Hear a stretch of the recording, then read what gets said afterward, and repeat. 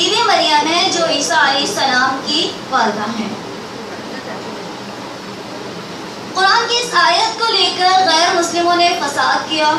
اور سچی کتاب کے بارے میں یہ رائے دی کہ نعوذ باللہ قرآن مجید بے بنیاد اور جھوٹی کہانیوں پر مشتمل کتاب ہے، جبکہ محمد رسول اللہ صلی اللہ علیہ وسلم نے یہودی عالموں سے بائبل کی کہانیاں سن کر قرآن میں نقل کیا ہے، نعوذ باللہ۔ جبکہ اس کے جواب میں صرف یہ کہا جا سکتا ہے کہ یہ لوگ بے بنیاد بات کر رہے ہیں، یہ تو وہ کتاب ہے جس کے بارے میں اللہ تبارک و تعالیٰ نے چیلنج کیا اور کہا کہ وَإِن كُنتُمْ فِي رَيْبٍ مِّمَّا نَزَّلْنَا عَلَىٰ عَبْدِنَا فَأْتُوا بِسُورَةٍ مِّن مِّثْلِهِ،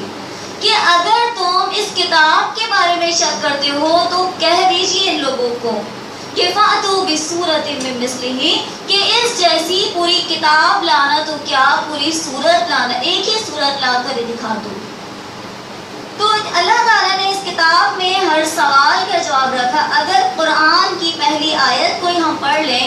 اللہ تبارک تعالیٰ نے قرآن کی پہلی آیت میں فرما دیا ذالک الکتاب لا ریب فیہ، کہ یہ وہ کتاب ہے کہ جس میں کوئی بھی شک و شبہ نہیں ہے۔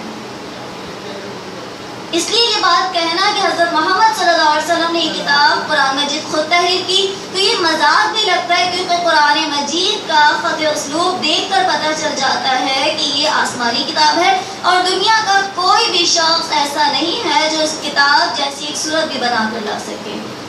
اس واقعے کے بارے میں حضور اکرم صلی اللہ علیہ وسلم کے سامنے بھی سوال اٹھایا گیا تھا۔ جب مغیرہ بن شعبہ نجران گئے تو وہاں کے عیسائیوں نے ان سے پوچھا کہ قرآن میں مریم علیہ السلام کو ہارون کی بہن کہا گیا ہے، حالانکہ ہارون مریم علیہ السلام سے کئی سال پہلے گزرے ہیں۔ نجران جواب نہ دے پائے، واپس آ کر حضور اکرم صلی اللہ علیہ وسلم سے سوال کیا تو حضور اکرم صلی اللہ علیہ وسلم نے فرمایا کہ بنی اسرائیل کا دستور تھا کہ وہ اپنے بچوں کے نام انبیاء علیہ السلام اور بزرگوں کے نام پر رکھا کرتے تھے، اسی لیے عیسیٰ علیہ السلام کی ماں مریم کا نام ہارون کی سگی بہن مریم کے نام پر رکھا گیا، اسی لیے لوگوں نے مریم علیہ السلام کو ہارون کی بہن کے نام سے پکارا، اللہ نے نہیں پکارا۔ تو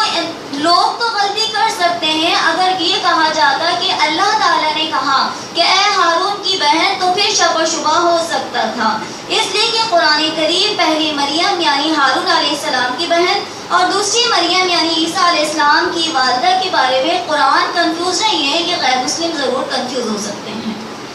وآخر دعوانا ان الحمد للہ۔